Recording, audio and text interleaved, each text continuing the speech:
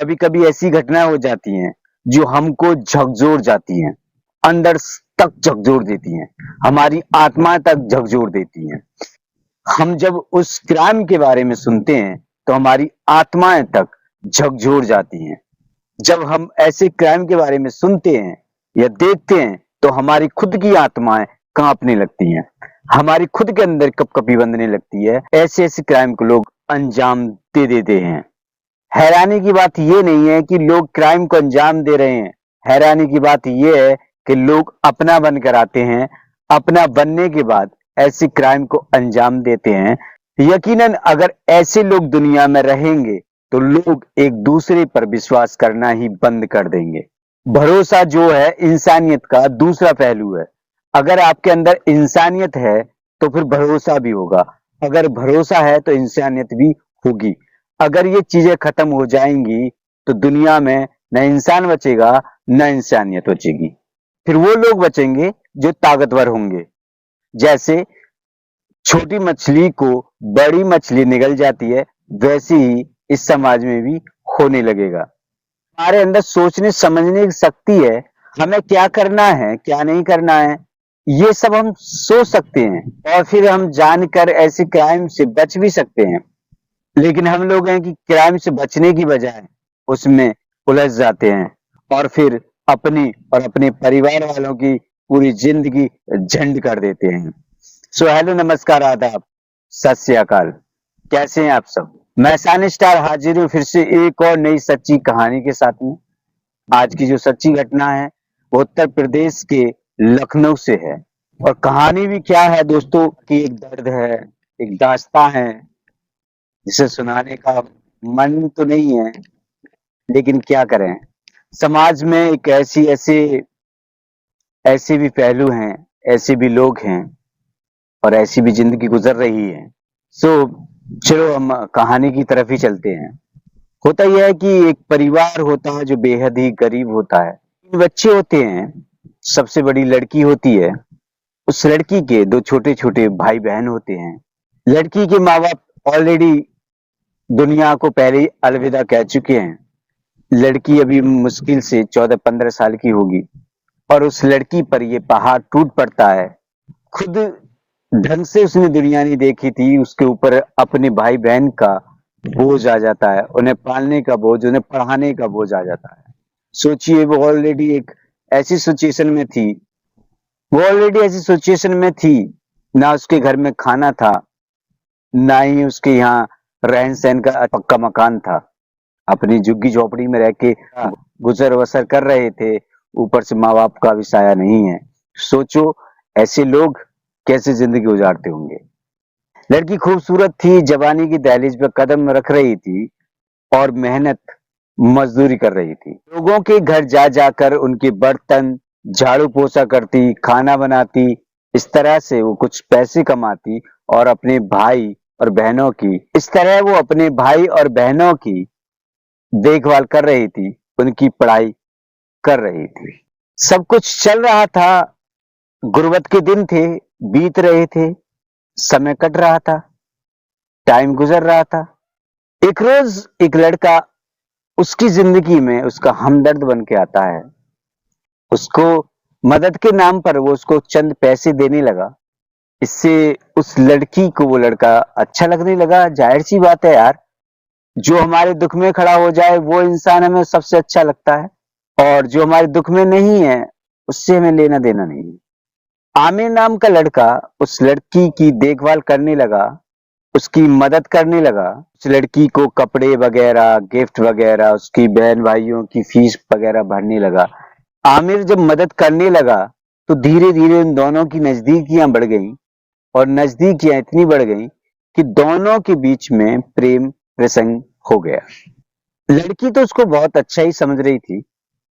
जाहिर सी बात है, कोई किसी की मदद करे तो वो लड़का अच्छा ही समझेगा सामने वाला।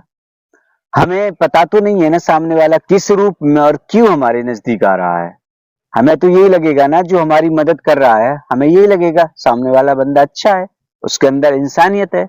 लेकिन आमिर के अंदर कुछ और ही चल रहा था। लड़की खूबसूरत थी, गरीब थी, उसको जरूरत थी किसी मददगार की, कुछ ऐसे की जो उसकी बात सुन सके, उसकी मदद कर सके, उसके काम में हाथ बटा सके, जो उससे अपने दिल की बात कह सके। तो ऐसे लड़के की उसको भी जरूरत थी। लड़की खूबसूरत थी, तो आमिर ने उसको अपने प्रेम जाल में फंसा लिया, मतलब मदद करने के नाम पर उसको फंसा लिया, और उसके साथ वो काम करने लगा जो नहीं करना चाहिए, हरकतें करने लगा। उससे वादा किया कि वो उसके साथ निकाह करेगा। आमिर ने उस लड़की से वादा किया कि वो उसके साथ निकाह करेगा, इसलिए वो उससे प्रेम करता है। अकेली लड़की हो और ऊपर से कोई मदद करने वाला लड़का मिल जाए, और फिर ऊपर से ये कहे कि मैं तेरे बहन भाइयों का ख्याल रखूंगा और तुझसे निकाह करूंगा, यानी शादी करूंगा, तो उससे बेटर इंसान कौन हो सकता है? भाई निकाह की बात कर रहा, शादी की बात कर रहा, लड़की पसंद आ गई, कोई दिक्कत नहीं है, बिना दहेज के उस लड़की को अपनाने की बात कर रहा। इससे अच्छा और क्या चाहिए लड़की को?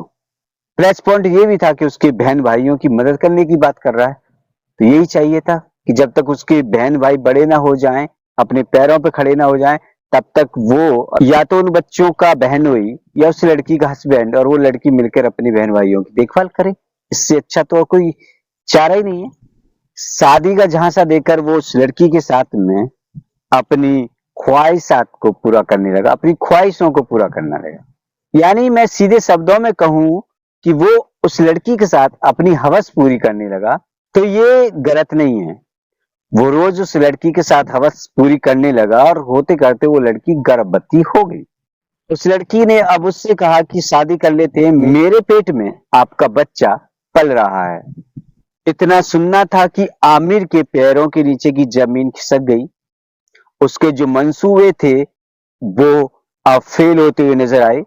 उसने कहा कि देखो अभी हम शादी नहीं कर सकते, अभी तो हम छोटे हैं, ऐसा करो तुम इस बच्चे को गिरवा दो, सफाई करा लो अपनी, उसके बाद हम शादी कर लेंगे। थोड़ा सा और मुझे अपने पैरों पे खड़ा होने दो, हम शादी कर लेंगे। लेकिन लड़की ने जिद की, लेकिन आमिर था उससे शादी करने के लिए तैयार नहीं हुआ और जबरदस्ती उस लड़की को ले गया और उसकी सफाई करवा दी।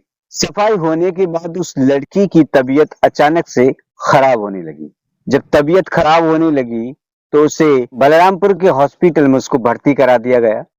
उस लड़की की जो सफाई हुई थी उसके कारण उसकी ब्लीडिंग होने लगी और ब्लीडिंग कंट्रोल नहीं हुई। उसको भर्ती कराया गया लेकिन डॉक्टर भी उस पर नाकाम रहे। एक तो गरीब लड़की थी, ऊपर से हॉस्पिटल का खर्चा, आप सोच सकते हैं किस हालात के ट्रीटमेंट रहे होंगे उस लड़की के। ये इंडिया है, यहाँ पर तो खासकर पैसे वालों के ही अच्छे खासे ट्रीटमेंट होते हैं, गरीब लोगों के तो ट्रीटमेंट भी नहीं होते हैं। तो उस लड़की का क्या ट्रीटमेंट रहा होगा आप सोच सकते हैं। डॉक्टर किसी की मजबूरी समझते नहीं है, उनको तो अपने पैसे से मतलब होता है। अगर पैसा फेंकोगे तो इलाज ढंग का कर देंगे, अगर पैसा नहीं है तो मरते रहो। उनके पास तो रोज मरते हैं, क्या फर्क पड़ता है।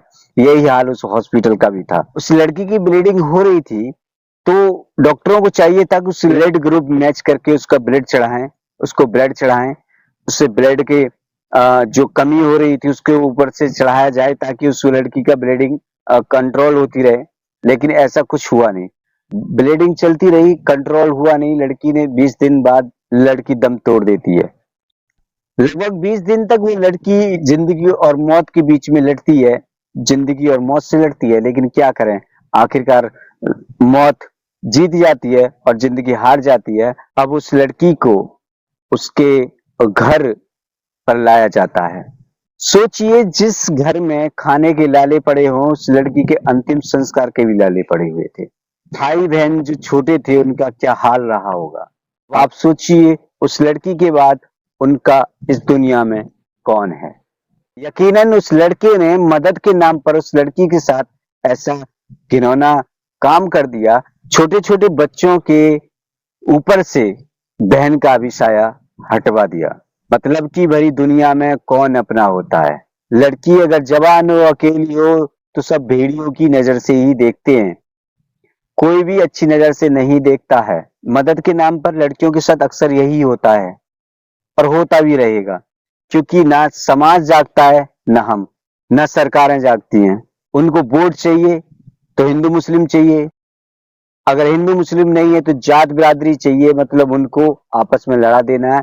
अमीरी गरीबी मिटाना नहीं है, रेपिस्ट उनको बढ़ाना है, चोरों चक्कों को आगे लाना है। ये सरकार के काम है। सरकार चाहे तो ये क्राइम धीरे धीरे करके कम कर सकती है, एकदम से नहीं हो सकता मैं मानता हूं, लेकिन धीरे धीरे कम कर सकती है। लेकिन हर सरकार नाकाम रहती है। कोई भी सरकार हो, चाहे वो कितनी भी अपने आप को दिखाए कि हम लड़कियों की सुरक्षा के मामले में आगे हैं, नहीं, कोई भी सरकार सुरक्षा के मामले में आगे नहीं है। तो सोचिए, अब लड़की का जनाजा घर पर रखा हुआ है, कफन तक को पैसे नहीं है, अंतिम संस्कार करने तक को पैसे नहीं है, तो पुलिस वाले आगे आते हैं और कहते हैं कि इस लड़की का अंतिम संस्कार हम करेंगे, हम पैसे देंगे। देखिए, वैसे कभी गैरत जागती हो ना जागती हो, लेकिन मोहल्ले वालों की गैरत तो उस टाइम जाग गई और उन्होंने कहा नहीं, ये हमारे मोहल्ले की लड़की है, हमारे मोहल्ले में रहने वाली लड़की है, इसका अंतिम संस्कार है वो हम लोग खुद करेंगे। तो मोहल्ले के लोगों ने आपस में चंदा किया, चंदा करके उस लड़की का अंतिम संस्कार कर दिया गया। आमिर को जेल के अंदर डाल दिया गया। उस पर कई सारी धाराएं लगाई गई। एक रेप की धाराएं लगी, दूसरा धमकी की धाराएं लगी, तीसरा जबरदस्त जोर जबरदस्ती की धाराएं, भ्रूण हत्याएं लगी। ये धाराएं लगाकर उसको जेल की सलाखों के पीछे भेज दिया गया है।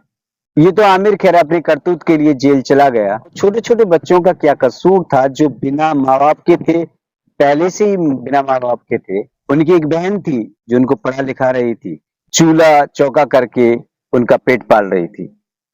अब मुझे बताइए, उनका पेट कौन पालेगा? कौन हमदर्द होगा उनका? कौन उन बच्चों के सर पर हाथ रखेगा? महज एक लड़की का ही कत्ल नहीं हुआ, वहां पर एक बहन का भी कत्ल हुआ, एक माँ का कत्ल हुआ, एक खिलाने वाले का कत्ल हुआ, पालनहार का कत्ल हुआ। अपने बच्चों की तरह अपने बहन भाइयों को पाल रही थी। उस लड़की के साथ ही घिनौना काम करके क्या मिला? अगर आपको अपनी हवसी मिटानी थी तो बहुत सी लड़कियां हैं जो पैसे लेकर ये धंधा कर रही हैं। आप चाहते तो उनके पास जाके अपनी हवस मिटा सकते थे। ऐसी मजबूर लड़कियों का क्यों फायदा उठाना? अगर आप ज्यादा ही हमदर्द हैं तो बाकी हमदर्द बनिए, ऐसी मजबूर लड़कियों का फायदा मत उठाइए। अगर आप ऐसी मजबूर लड़कियों का फायदा उठाएंगे या मजबूरी का फायदा उठाएंगे तो यकीनन कल ये दिन आपके ऊपर भी आ सकते हैं। और जरूरी नहीं है कि गरीबाई में ही मजबूरी का फायदा उठाया जाता है। मजबूरी किसी भी रूप में हो सकती है, पैसे की हो सकती है, दौलत की हो सकती है, नौकरी की हो सकती है, किसी और की हो सकती है, काम की हो सकती है।